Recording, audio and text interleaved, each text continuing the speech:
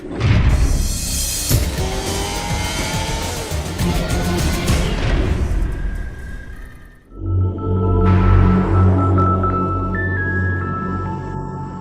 AutoTechTV, we always dive into the hows and whys of automotive technology, exploring the engineering that you, the most passionate in the motor world, love so much.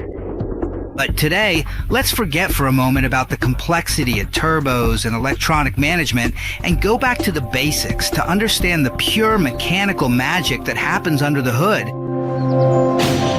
In this video, we're going back to basics to review those essential concepts at the heart of a car, the engine, to understand how this incredible machine works from the ground up. How does a diesel engine work? We'll explain the basic principles and the differences from a gasoline engine clearly and simply.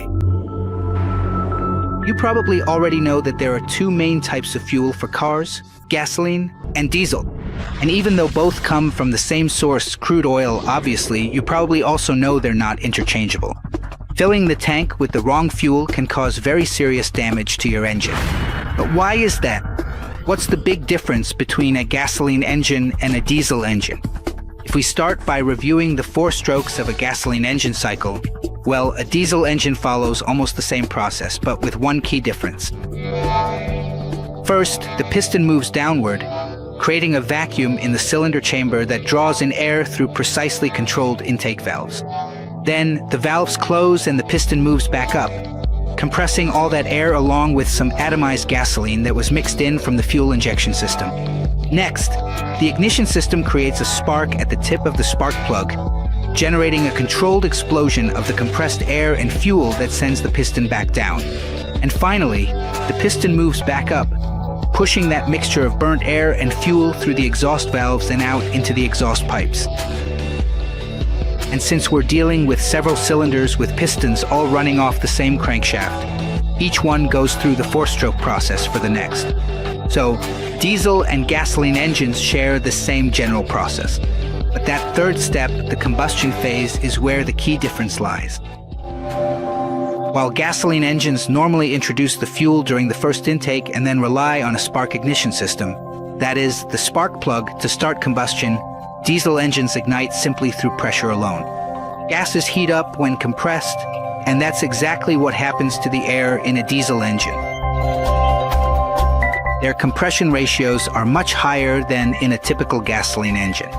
So when the fuel is introduced into the cylinder, the air is already compressed and at its hottest point. So that's all it takes to ignite it. No spark is needed. This high compression system offers 2 major benefits: excellent fuel efficiency and extremely high torque. This extra power is exactly why diesel is so often used in heavy-duty applications like long-haul trucks, utility vehicles, and high-capacity trailers. So, with all that engine power, why aren't they also popular in sportier, high-performance cars? Part of the reason is their design, which limits their range of revolutions per minute and, as a result, their horsepower potential. But the main reason you don't find these engines in sports cars is because they're heavy, and weight is the last thing you want when you're trying to maximize speed and agility. This extra weight comes from the high compression design we mentioned earlier.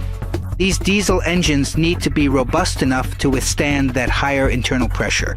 Now, another interesting difference is how power delivery is controlled in a gasoline engine. The accelerator pedal controls the throttle valve, which is an opening that determines how much air can enter the cylinders, whereas in a typical diesel engine, that throttle body doesn't exist. It's simply always completely open. Instead, the accelerator pedal directly controls how much fuel is injected. This works because diesel engines can operate with a much wider range of fuel ratios than gasoline engines. Other than all this, there isn't much difference between the two.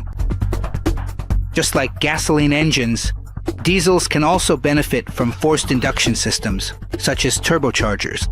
Turbos are so common in diesels that today it would be hard to find a vehicle that doesn't have one. So this was a quick look at how a diesel engine works and how it differs from a gasoline engine. But this is just one topic within the vast world of automotive propulsion technologies, which we will continue to explore in this video series for all the car enthusiasts out there.